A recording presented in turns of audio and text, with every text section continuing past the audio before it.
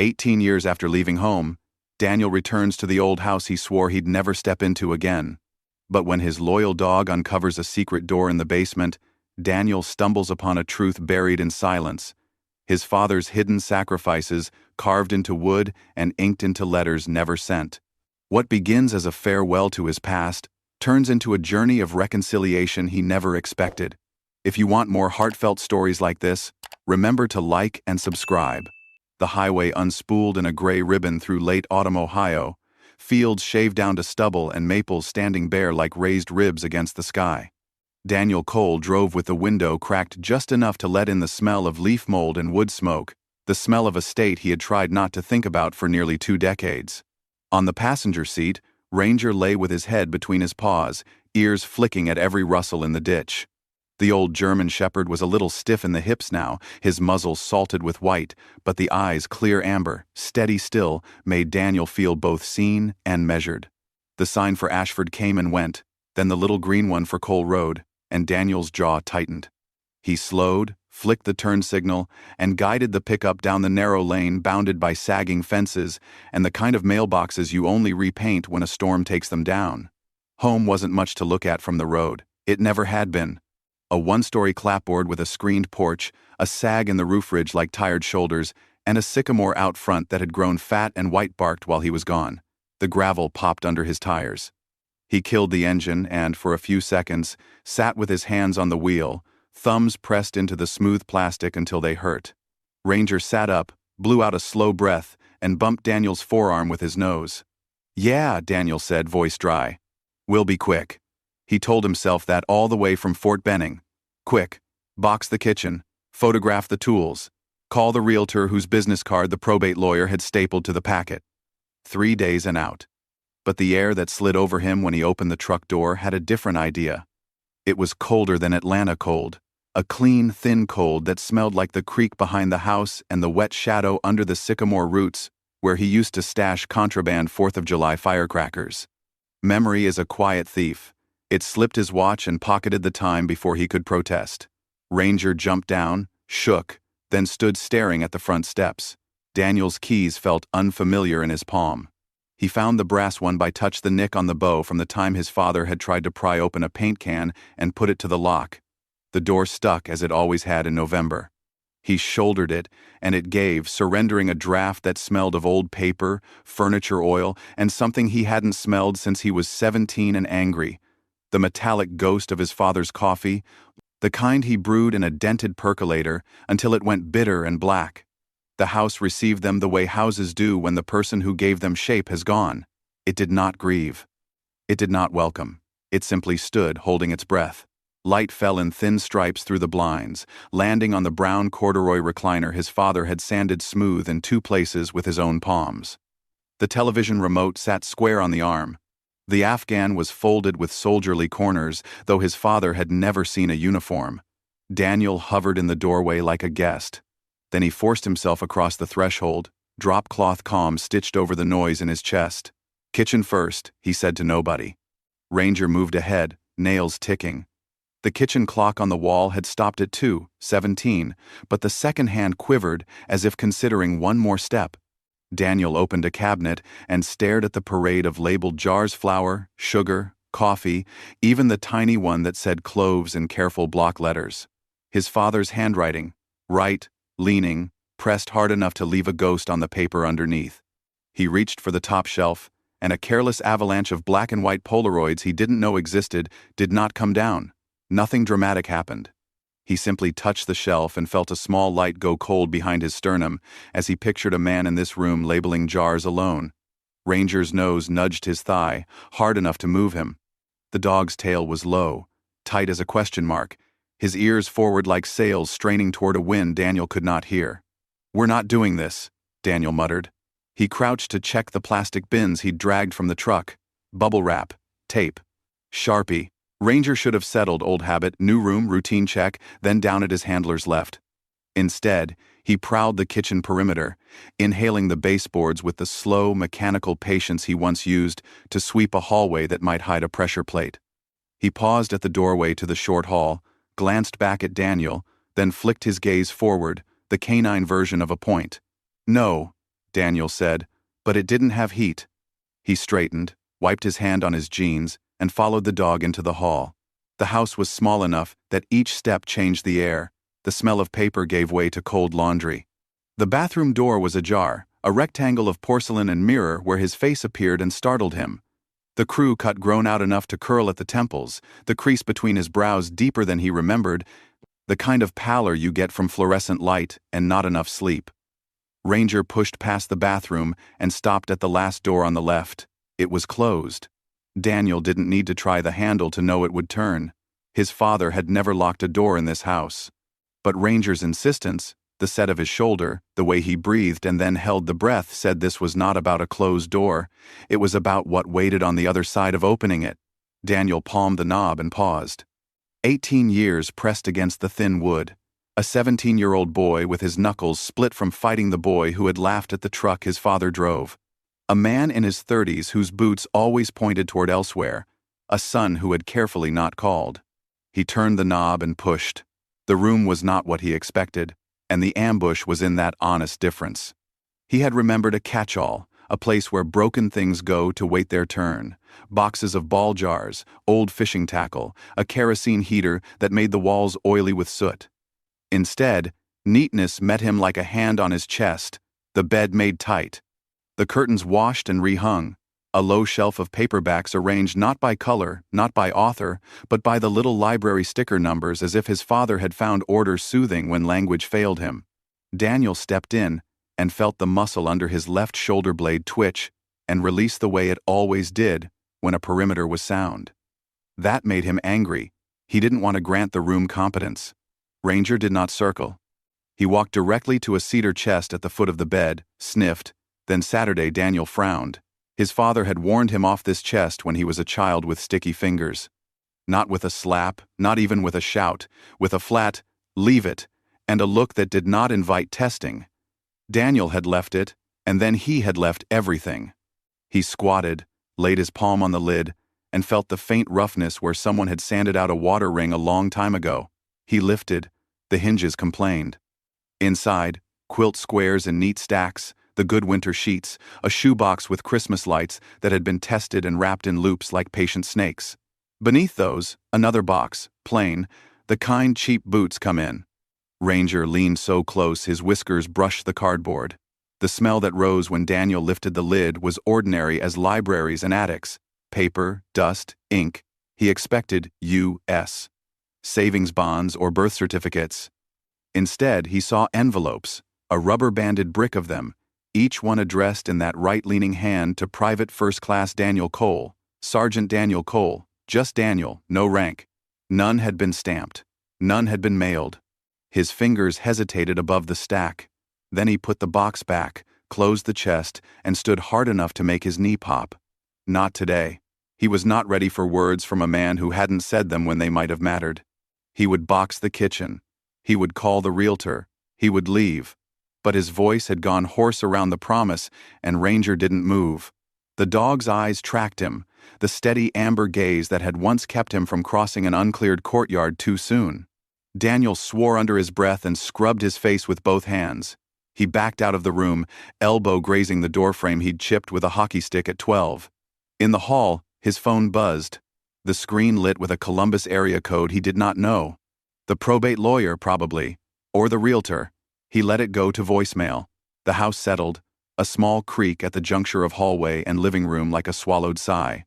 He forced himself back to the kitchen and yanked a drawer too hard. It stuck at the halfway catch, the way it always had when his father was in a hurry and needed a spoon. He could almost see the man's hand, the short, squared nails, the knuckle scar from a roofing nail gone wrong, wrenching it free. "Quick," Daniel whispered, as if speed could blunt edges. But when he reached for the first plate, Ranger shouldered his leg again and, without waiting, trotted toward the narrow door beside the fridge that led down to the basement. The dog's tail stayed low. He set one paw on the first step and looked back, one ear cocked. The old soldier inside Daniel, the one who hated detours, rose to protest. The son who had learned that avoidance is a short-term drug stared at the dark opening. Somewhere below, the sump pump clicked, then hummed, a soft mechanical heartbeat. Ranger's whiskers lifted as he drew in the air, as if scent itself were a sentence with a verb he recognized. "Fine," Daniel said, the word a surrender that smarted. He flipped the switch. A single bulb buzzed awake, throwing a cone of weak light down the wooden stairs. The smell that rose was the same as always: cold concrete, damp cardboard, the copper whiff of old pipes. He stepped down, one hand on the rail that had always been too narrow for his grip. Behind him, Ranger followed, the old dog careful, deliberate, committed.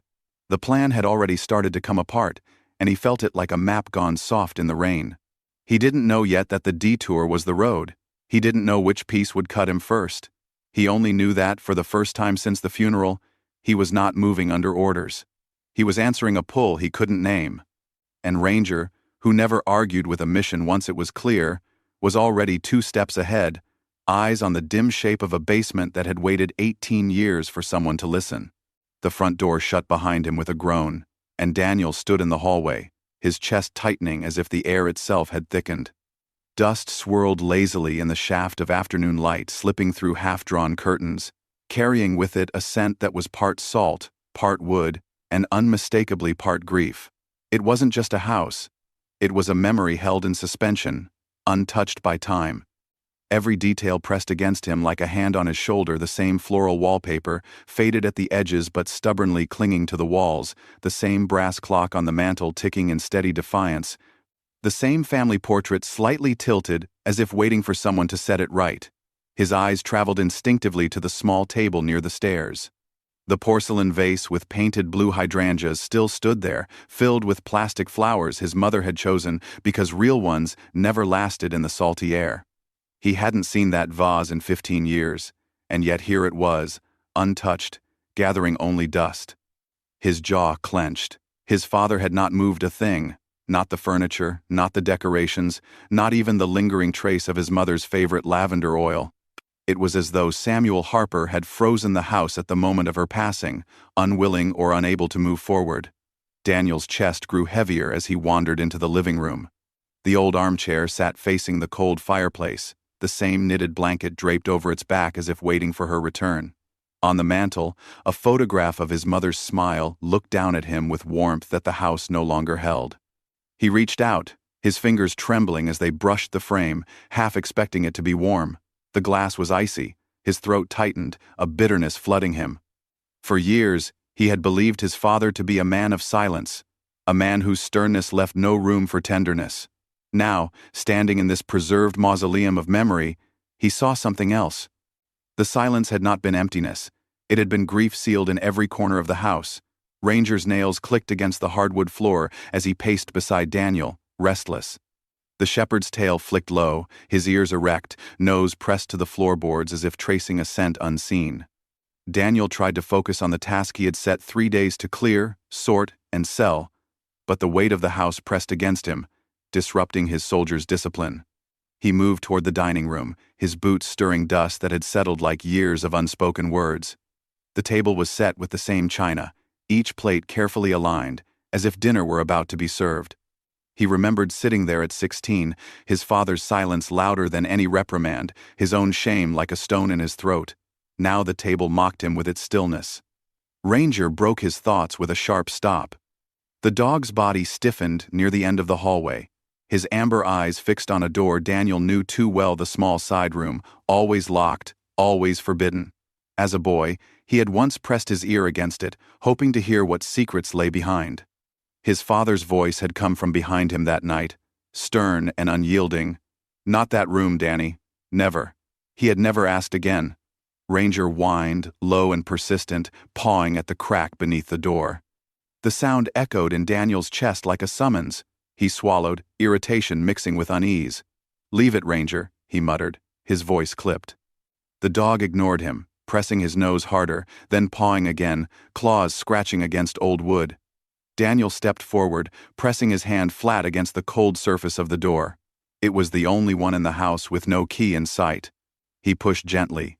It didn't move. His father had locked it tight. For what? He let his palm rest there a moment longer, the wood rough under his skin, then pulled away as if burned. He told himself it didn't matter. There was nothing in there but the ghosts his father had wanted hidden. And yet Ranger stayed, muscles taut, gaze unyielding, as if daring Daniel to face what he had avoided all these years. Daniel turned away, but the sound of Ranger's whine followed him down the hall, seeping into his bones, making the silence of the house feel alive with secrets waiting to be unearthed. Daniel stood in the hallway longer than he meant to, his hand still tingling from where it had rested against the forbidden door. Ranger wouldn't leave, the shepherd planted firmly, his gaze flicking from the crack beneath the door to Daniel's face, insistent and unwavering.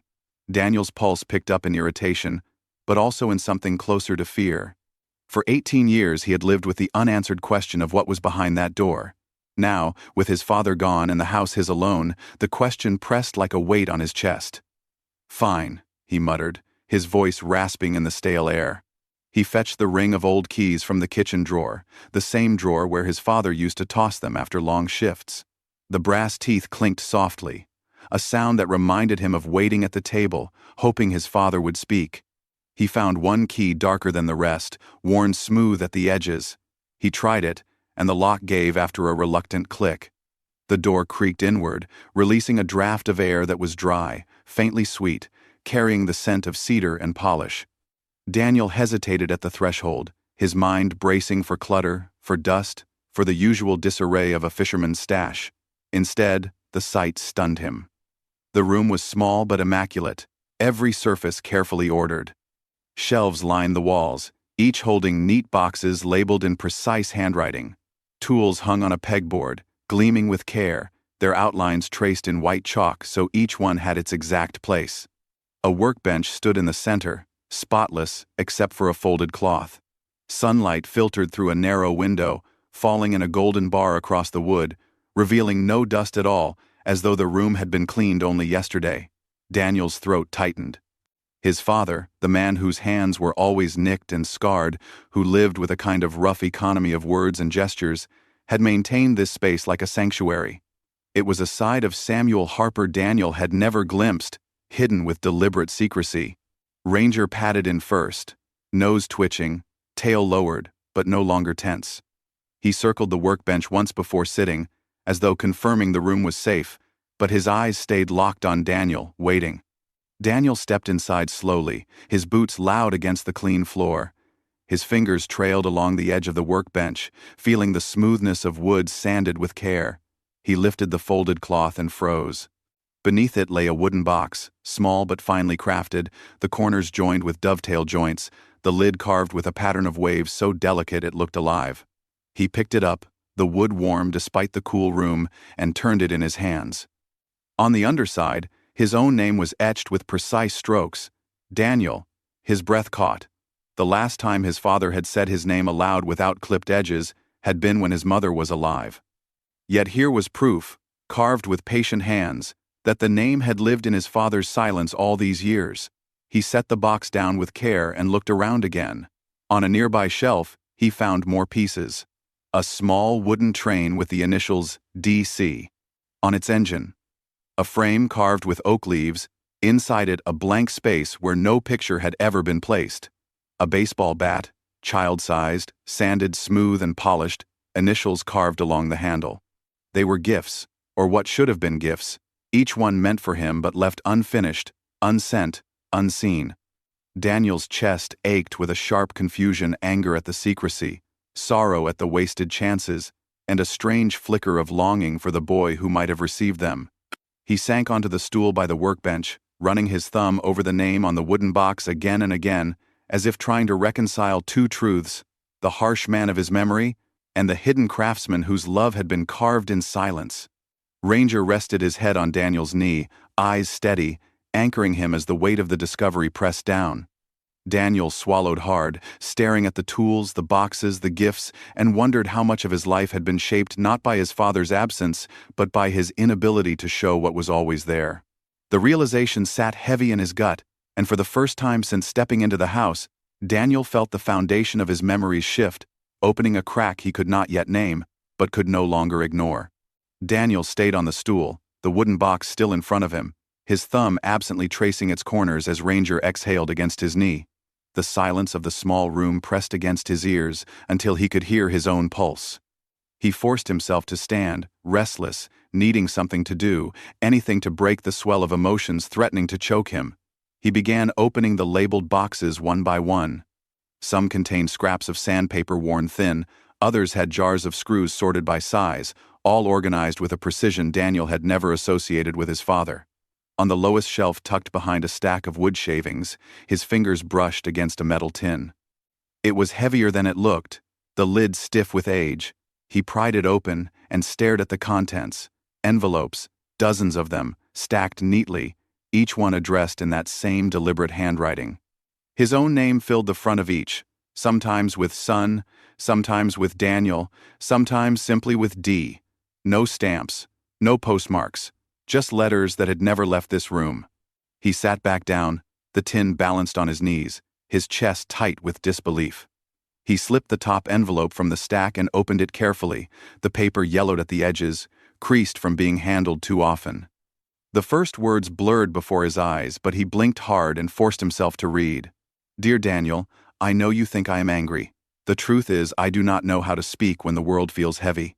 I hope one day you will understand silence is not the absence of care. His throat tightened. He pulled another letter, written years later. I saw the recruiter's car outside the school today. I know you will leave soon. I want you to believe I am proud, though the words will not come. If I say nothing, it is because I fear I will say it wrong. Each envelope revealed more of the same, a voice he had never heard, vulnerable, uncertain, trying to reach him in ink when words had failed aloud. Daniel's chest ached, torn between fury at the secrecy and grief at the lost years. He ran a hand over his jaw, rough stubble scratching his palm, and let the letters slip back into the tin with a soft rustle. Ranger nudged the tin with his nose, as if urging him not to stop. Daniel sighed, pulled another from the bottom.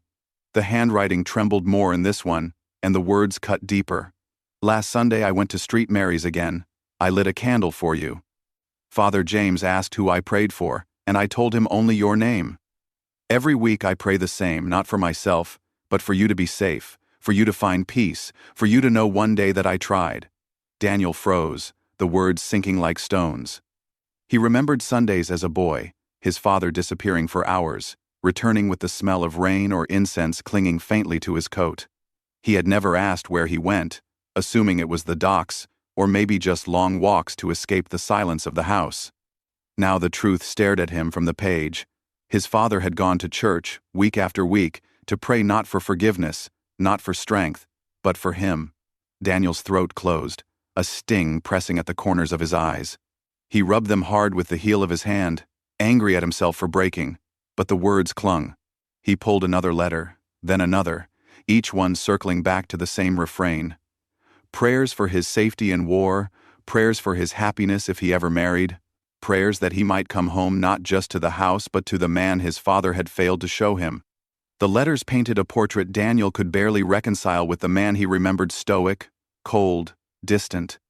Here was another Samuel Harper entirely, one who longed, one who bent in the pews of a quiet church, whispering his son's name into the void. Daniel pressed the last letter back into the tin with trembling hands. He sat in silence, his breath shallow, Ranger's weight steady against his leg. His father had spoken after all, just not in a voice Daniel could hear, not until now. And in those hidden words, he began to sense a man he had never truly known, a man who had carried his love in silence and sent it heavenward in prayers Daniel had never thought to need. The realization left him unmoored, and as the house settled with another quiet creak above him, he wondered what other truths still lay buried in its walls. The letters lay stacked again inside the tin, their edges trembling slightly from the weight of his hands. Daniel closed the lid with a muted click, slid it back on the shelf, and sat motionless for a long while, the sound of his own breathing filling the workshop. His father had prayed for him, written to him, carved his name into wood, and yet never spoken it aloud. The contradiction scraped against Daniel's insides like a stone in his boot. He stood abruptly, needing air, and Ranger followed without hesitation as they climbed the narrow stairs back into the kitchen. The late afternoon sun had shifted lower, turning the light inside the house to a dull gold that revealed more than it softened. Daniel leaned on the counter, his palms flat, eyes drifting to the stack of manila folders left by the probate lawyer. He had ignored them when he first arrived, too focused on the plan to sweep the house clean. Now, with the workshop still pressing against his mind, he reached for the top folder. The paper inside smelled faintly of ink and dust. He flipped through utility bills, receipts for roofing repairs, and then paused when he came to a page clipped to a canceled title. The heading read, Certificate of Title 1994 Chevrolet C, K2000, 500. His brow furrowed. He remembered that truck. It had been the lifeline of his father's work, hauling gear for odd jobs, lumber for repairs, sometimes even neighbors' furniture when they couldn't afford movers. Samuel Harper had driven that truck until his hands stiffened on cold mornings, and still it had roared faithfully. Daniel flipped the page. The sale date jolted him. October 2002, the month after his accident. His stomach dropped. He flipped faster, finding the bill of sale $8,000, cash, signed in his father's tight handwriting. He sat heavily in the nearest chair, the folder sliding across his lap. He remembered the night vividly. 17 years old, reckless, the curve too sharp, the headlights too close. He remembered the crunch of metal, the screaming brakes, the way silence afterward felt like punishment. He remembered his father's face at the hospital, hard as stone, lips pressed tight. He had thought it was anger. He had thought it was shame. He had never imagined it was sacrifice. Daniel's hands shook as he dug deeper into the folder. Tucked behind insurance papers was a receipt stamped paid, issued by the county court, restitution settlement Anderson family. The figure matched the sale of the truck. His throat went dry. His father had sold his livelihood, the one steady source of income, to pay the damages, to keep Daniel out of prison, to shield him from prosecution that could have destroyed everything before it began. Daniel pressed his fists into his eyes, his breath ragged. All those years he had carried the memory of silence as proof of disappointment, when in truth it had been the silence of a man burying his own stability so his son might stand. He let the papers slip onto the table, his shoulders slumping forward, elbows braced on his knees. Ranger padded over, pressed his head under Daniel's hand. The old soldier's palm landed on the dog's fur, trembling. "He never told me," Daniel whispered, his voice breaking. He had spent years angry at his father for letting him drown in guilt, never knowing the man had been carrying his own drowning in quiet. He forced himself to keep looking, pulling out every receipt, every scrap of evidence. Each page confirmed the same truth. Samuel Harper had absorbed the blow, made himself smaller so Daniel could continue forward. Daniel sat back, staring at the pile of papers spread across the table. The late light caught the edges, turning them into thin lines of gold, fragile but undeniable. His father's silence was no longer a wall. It was a ledger of love written in sacrifices Daniel had never been meant to see. The kitchen hummed with the refrigerator's low motor, and somewhere outside a crow cawed, the sound sharp against the quiet. Daniel exhaled slowly, his hands gripping the folder until the cardboard bent. He felt like a man standing in a room whose walls had shifted overnight, revealing a foundation he had never known was there. And as Ranger lay at his feet, steady and loyal, Daniel knew this was only the beginning of what the house had yet to reveal. The papers lay scattered across the table, their corners curling slightly from his restless hands. Daniel leaned back in the chair, staring at them as if they were written in a foreign language he had only just begun to understand. The truck was gone, the money had gone to a settlement, and his father had never spoken a word about it. The silence of that autumn night came flooding back, and with it the image of his father's knuckles white against the steering wheel on the ride home from the sheriff's office. For years Daniel had told himself that silence was punishment, that his father's refusal to yell or scold or comfort meant he had given up on him.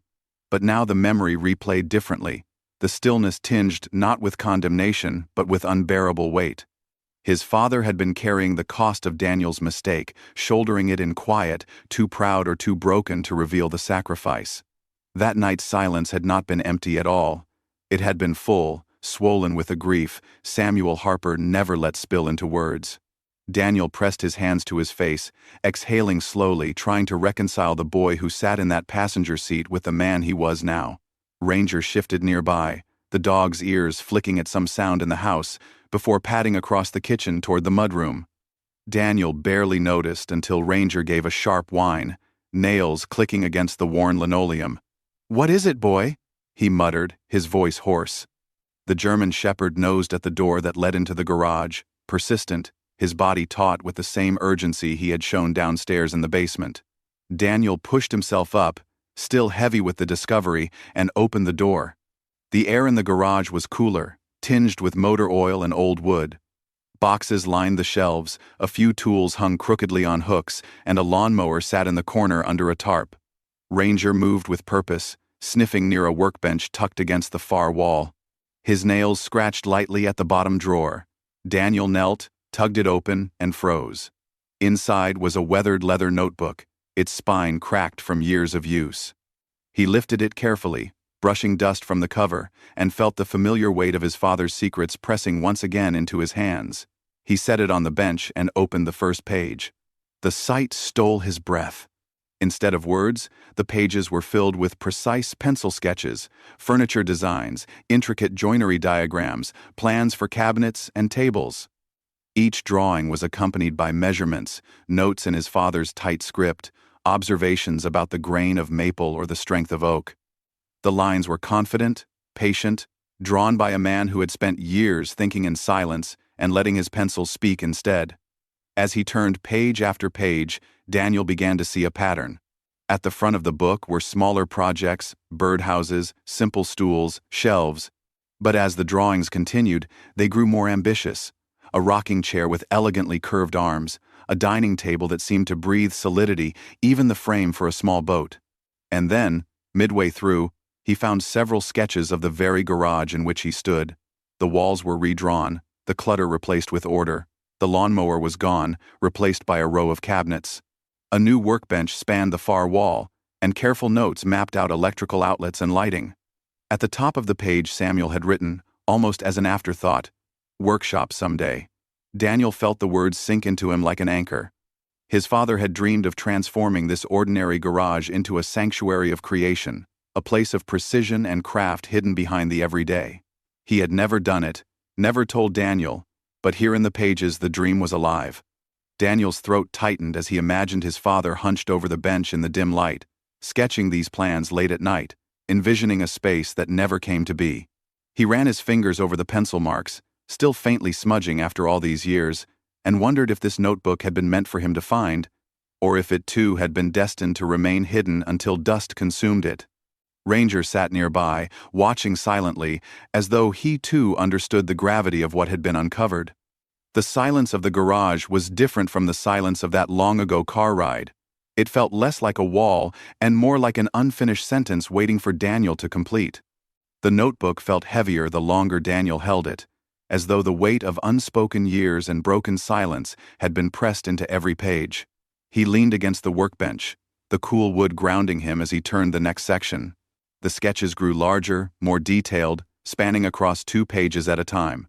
There were precise elevations of a wide tabletop, cross-sections of sturdy legs, and carefully notated joints. It was not another chair or small shelf. It was a dining table, massive and deliberate, with enough space for a dozen chairs around it.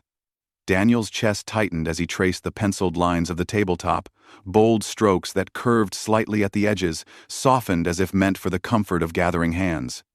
His father had drawn it over and over, experimenting with different types of wood, marking notes in the margins: walnut best for warmth, oak more durable, maple cheaper, but too light. Each version carried the same title written firmly at the top: Family Table. Daniel swallowed hard. His father had spent his life in a house that felt like a museum of silence, yet here was proof he had dreamed of noise of laughter, of plates clattering, of conversations rolling back and forth across a wide surface. The idea seemed impossible when set against Daniel's memories of dinners eaten in near wordlessness, his father's gaze fixed on a plate or a folded newspaper. Yet the sketches made undeniable what the man had wanted but never lived: a table large enough for closeness, designed as if to correct all the spaces where distance had once lived. Turning page after page, Daniel could see how the plans had developed over time. Early entries were neat and ambitious, measurements crisp, the handwriting tight. Later, the pencil strokes grew shakier, the notes more fragmented. One margin carried a faint smudge, as though his father's hand had lingered there too long, unsteady. At last he reached the final page. His heart clenched. Unlike the rest, it wasn't a clean sketch or a technical diagram. It was a single, unfinished drawing of the tabletop, only half outlined, the pencil dragging faintly as if the hand guiding it could no longer obey. Below, scrawled in trembling script that staggered across the paper, were words that made Daniel's breath catch in his throat. "This table, for when my boy comes home." The letters tilted unevenly, some nearly illegible, but the message was unmistakable. His father had not been sketching for himself, nor for a future customer, but for him. The realization struck with a force more crushing than any reprimand Daniel had ever imagined as a boy. The silence, the sternness, the distance, all of it had hidden a truth he had been too blind to see. Samuel Harper had dreamed not of solitude, but of reunion, of building something that could anchor a fractured family. Daniel stared at the words until they blurred. He remembered nights in the army, sitting in foreign barracks with other soldiers who spoke of home-cooked meals and noisy kitchens, while he convinced himself he didn't miss what he never had. Now he understood. Somewhere in this very garage, his father had been sketching the opposite of future where the silence ended. Ranger shifted beside him, the dog's steady presence pulling Daniel back from the edge of unraveling. He reached down absently, fingers sinking into thick fur, as if needing proof that something living and loyal still tied him to the present. The notebook trembled slightly in his other hand. He closed it gently, not in denial but in reverence, as though shutting a sacred text. He set it back on the bench and rested both palms flat on the scarred wood, the cool surface echoing with possibility. He could almost see his father standing here years ago, sketching through stiff joints, chasing a vision that outpaced his body. And yet he had left those words, shaky and unfinished, as a bridge across time. Daniel's chest rose and fell in shallow breaths. He did not know if his father had believed he would ever truly return, or if it had been hope against hope scribbled in desperation. But the table existed now in both of them, an unbuilt monument, a dream left hovering in pencil lines. The garage smelled faintly of oil and dust, but as Daniel stood there, he swore he could detect the ghost of cut wood, the warm trace of sawdust that had lived only in his father's sketches. His fingers lingered on the bench, the dog pressed against his side, the silence of the garage folding in around him once again, not heavy this time, but waiting, expectant, as though urging him toward a decision he had not yet dared to name. The garage door groaned shut behind him, leaving Daniel with the notebook's weight still burning in his chest. He needed air, distance, perspective. Ranger trotted beside him as he walked down the gravel drive, hands jammed into the pockets of his jacket, the late afternoon sun casting long shadows across the yard. His feet carried him toward the narrow lane where the houses clung to the main coastline like weathered anchors. He hadn't planned the visit, but something in him longed for another voice, someone who had seen his father from a different angle. The one person who came to mind was old Mr. Harris, who lived 3 houses down, a widower with a crooked back and a front porch that always smelled faintly of pipe smoke. Daniel remembered him from childhood, remembered how his father had sometimes helped him patch a roof or haul firewood in winter. The man had always seemed to watch everything quietly, as if keeping the neighborhood's memory safe. Daniel found himself at the familiar porch steps before he realized he'd made the decision. He hesitated, then knocked. A shuffle of footsteps answered, followed by the door creaking open. Mr. Harris stood there, thinner than Daniel recalled, his skin drawn tight across sharp cheekbones, but his eyes still clear and sharp. Recognition flickered across his face. "Well, I'll be," Harris said, his voice gravelly but warm. "Daniel Harper. Thought I might never see you back here." Daniel managed a small smile. "It's been a long time, sir." Harris gestured him inside, and the scent of old wood, dust, and tobacco surrounded him. They sat at a small kitchen table, Ranger settling obediently at Daniel's feet. For a few moments, silence stretched, broken only by the ticking of an old wall clock. Then Harris leaned back, studying Daniel with an expression that carried both curiosity and a kind of gentle caution. "I heard about your father. Hard man to read, that one, but a good man. You know that, don't you?" Daniel hesitated, unsure how to answer. "I'm only just starting to," he admitted. Harris nodded, as if expecting the response. "He didn't talk much, not even to me, and I've known him for 40 years. But there were times he'd come by here with a letter in his hand. You know whose letters those were?" Daniel's breath caught. "Mine?" Harris's mouth lifted into a faint smile. "Everyone. From the army, from wherever you were stationed. He'd bring them over, hold them out to me, and ask me to read them aloud. Said his eyes weren't what they used to be, and he didn't want to miss a word. I must have read every line you ever wrote him. And when I finished, he'd sit quiet for a minute, then fold the letter real careful, put it in his wallet, and carry it with him. Always proud, though he never said it straight. Daniel stared at the worn tabletop, emotions colliding in his chest. The image of his father listening in silence while Harris read his words struck him like a blow. He had imagined those letters disappearing into a void, unanswered, unread. Now he pictured Samuel's calloused hands smoothing the paper, storing it away as if it were treasure. He fought to steady his voice. He never told me. Harris's eyes softened. That was his way. Pride didn't come easy to him. But don't think for a second he didn't feel it. Ranger shifted against Daniel's leg, grounding him again. Harris took a slow sip from a chipped mug before continuing. There's something else you ought to know. Your daddy was stronger than most, but those hands of his, those knees, they started giving him hell years ago. Arthritis, bad case of it. I told him he ought to rest more, but he never would. He worked every day, fixing nets, patching boards, even when I could see the pain written plain on his face. Said he had to keep the house standing, had to keep it ready. For you. Daniel felt the air drain from his lungs. He never said a word about being sick. Harris shook his head. Wouldn't. Stubborn old fool. He didn't want pity, and he sure didn't want you worrying while you were out there fighting your own battles. He carried that pain quiet, same as everything else. Daniel pressed a hand to his mouth, his chest tight. The thought of his father laboring day after day through grinding pain just to keep the roof sound and the doors strong undid him. He had always pictured his father as unyielding stone, unbreakable, and now he saw the truth, a man whose body betrayed him but who refused to bend under it. Harris's gaze softened further, his voice lowering. He told me once, when the pain was real bad, that as long as the house stood, you'd have a place to come back to. That was his job, he said, to make sure there was something solid waiting. Daniel couldn't speak. His throat burned, his vision blurred. He reached down, running his hand over Ranger's head, and the dog pressed into him as if sensing the storm inside. Harris didn't fill the silence. He just sat with him, letting the weight of the revelations settle. Daniel finally managed to whisper. All these years, I thought he was disappointed in me. Harris shook his head firmly. No, son, he was proud. He just didn't know how to show it. The clock ticked steadily on, the house creaking faintly with the sea wind outside. Daniel sat with the truth unfolding around him like a map he had never read, a map drawn in silence, sacrifice, and the steady hands of a man who had lived for him without saying so. And as the weight pressed in, he knew this was only another piece of a story still incomplete. Daniel left Mr. Harris's kitchen with his chest aching under the weight of truths he could barely contain. The salt air outside felt raw in his lungs, the ocean wind biting against his face as he walked back toward the house that no longer looked like a husk of silence, but something far heavier, a vault of sacrifices he had only just begun to unlock. Ranger padded beside him, calm but watchful, the steady rhythm of his paws on the gravel grounding Daniel's thoughts.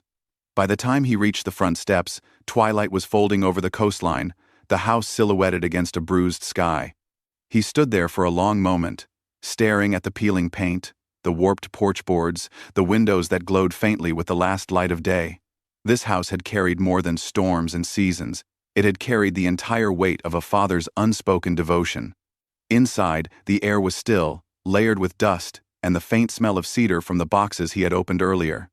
Daniel moved room to room, aimless at first, until something nudged him toward the study, a place he had avoided as a teenager, where his father kept bills, records, and the kind of paperwork Daniel once dismissed as dull and irrelevant. Now it called to him like the last unturned page in a book. He opened the door. The small room was cramped, dominated by a heavy oak desk, scarred by years of use. A filing cabinet stood against the wall, its drawers shut tight. Daniel approached, his heart already bracing. He tugged at the top drawer. It stuck for a moment, then slid open with a metallic groan. Folders lined the inside, some labeled, others blank. He sifted through them. Tax returns, fishing permits, medical bills tucked inside faded envelopes. His pulse quickened as his fingers brushed against a thick manila folder tucked at the very back. It had no label, only his father's cramped handwriting across the corner. Private. Daniel pulled it out, his stomach twisting. He set it on the desk, took a breath, and opened it. Inside lay a sheaf of documents, neatly clipped together. The first page made his blood run cold. It was a loan agreement dated more than a decade earlier, bearing Samuel Harper's signature. His eyes darted across the text. The house, the very home he was standing in, had been pledged as collateral. Daniel sank into the chair, the paper trembling in his hands. He flipped through the rest. More documents followed. Payment schedules, letters from the bank, official stamps. His father had borrowed against the house, taken on debt that could have cost him everything, just to cover expenses in the years after Daniel left for the army. And then, in the margins of one document, a note in his father's familiar hand, "For the boy, so he can serve free of worry." The words blurred as Daniel blinked hard, fighting the tide rising inside him.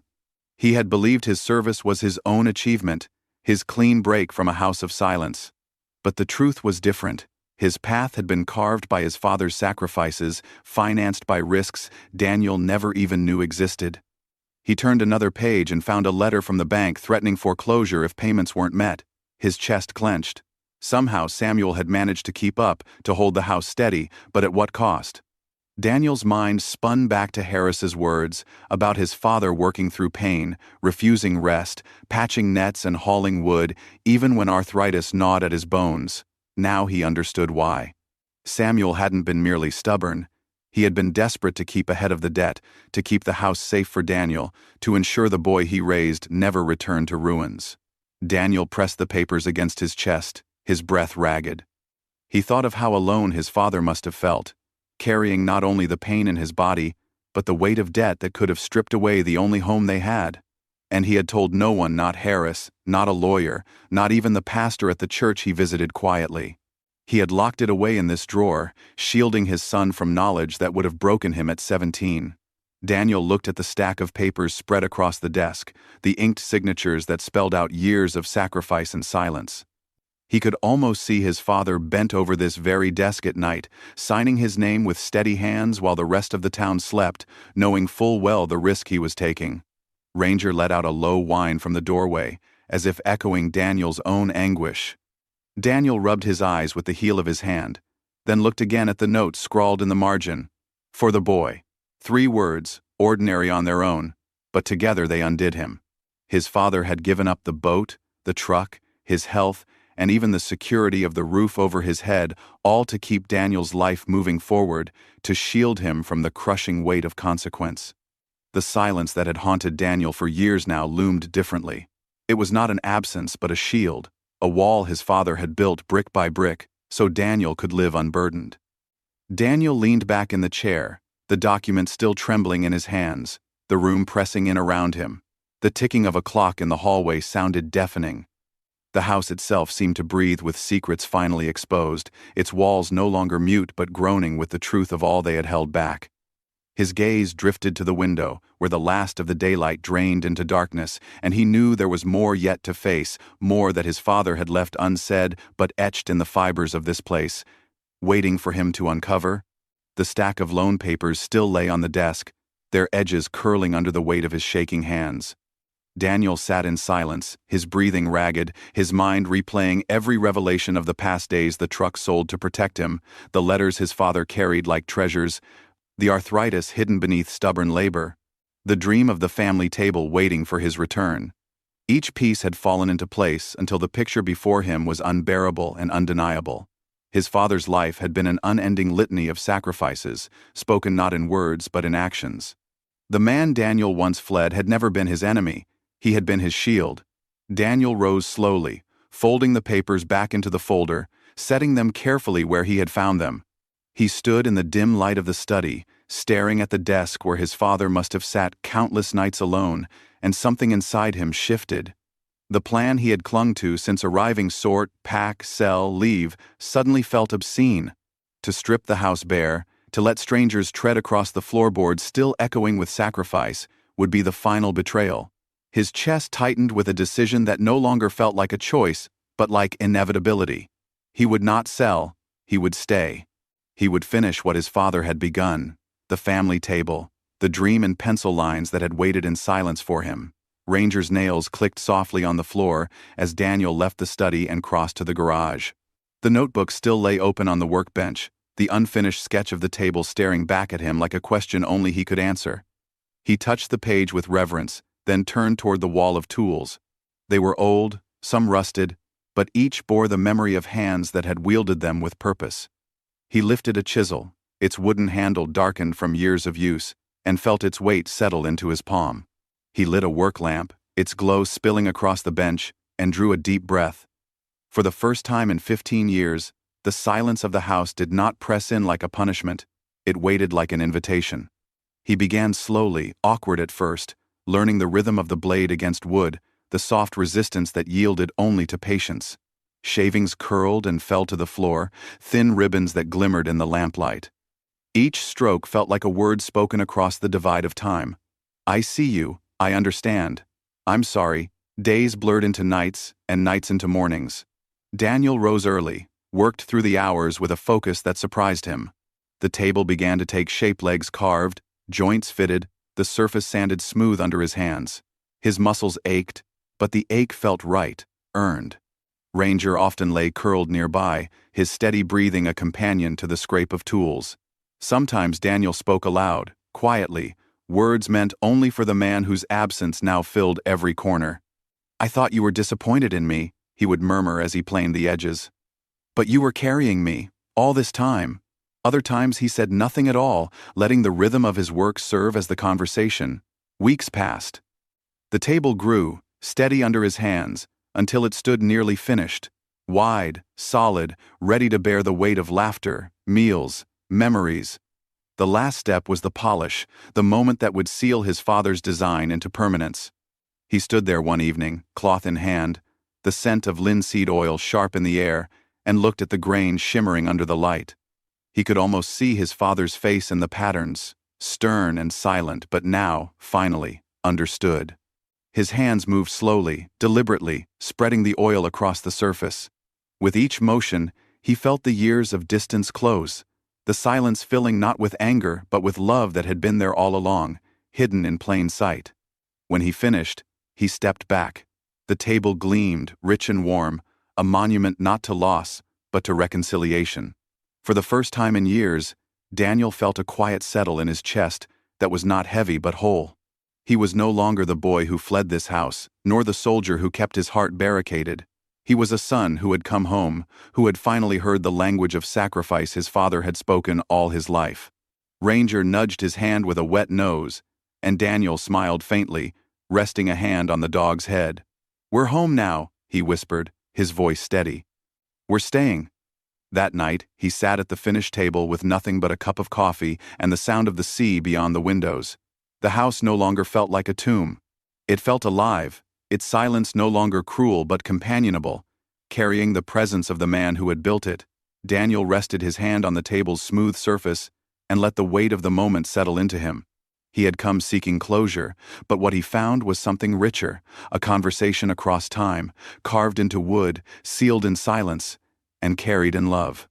And for the first time since boyhood, he felt ready not to run, not to bury, but to live. If this story touched you, make sure to like and subscribe so you don't miss the next one. Which moment surprised you the most in Daniel's journey?